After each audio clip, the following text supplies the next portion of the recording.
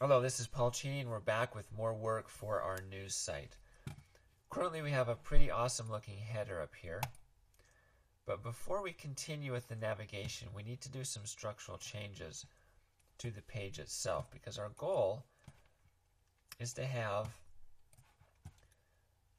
a header that stretches from the extreme left to the extreme right, a navigation that goes from the far left to the far right, and a footer that goes all the way across the page. In the previous assignments, these three elements have been limited to a container width that had a max width of 960 or 1140. And then out of this area, we had some sort of random image. So for this site, we need to change our basic structure to add some additional, what I call wrappers. So let's go back to our source code. Inside the body, we have a wrapper and a container. These go around the entire page. You can see the closing ones down here. Since we want our design to go full width, those are no longer necessary. Let's get rid of those two and get rid of these two from our template. That leaves us with four main sections of our site.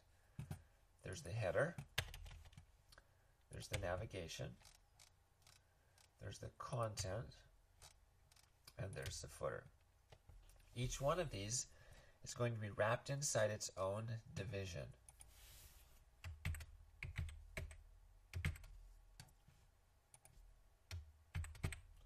And I like to put comments after everything and of the wrapper. Now, this first one, to make it clear, ID equals, is going to be the header wrapper. Makes it easy to remember, and it's very descriptive of exactly what it does. It wraps the header. Navigation, it's very similar. So I'm going to copy this, paste it, and simply change the word header to nav, and I'll copy my closing div, paste it, and it's already got the correct comment end of the wrapper in it. Now we're ready for the page content. It also lives inside of a wrapper. So copy that. Nav wrapper becomes content wrapper, and it needs its closing wrapper. Because remember, the content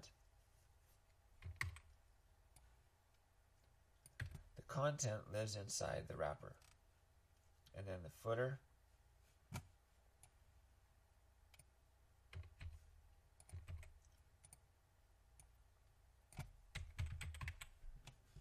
then we need to close that footer down.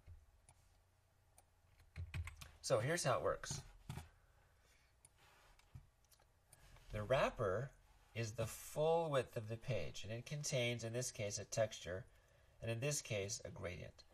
Then the regular header is limited to the width of the content below it. That way we get a nice visual line right down here that matches from the content all the way up. So this part here is the header, and the entire thing is the header wrapper. This part here, from there to there, is the navigation or nav, and the entire thing is the nav wrapper. Same thing with the footer.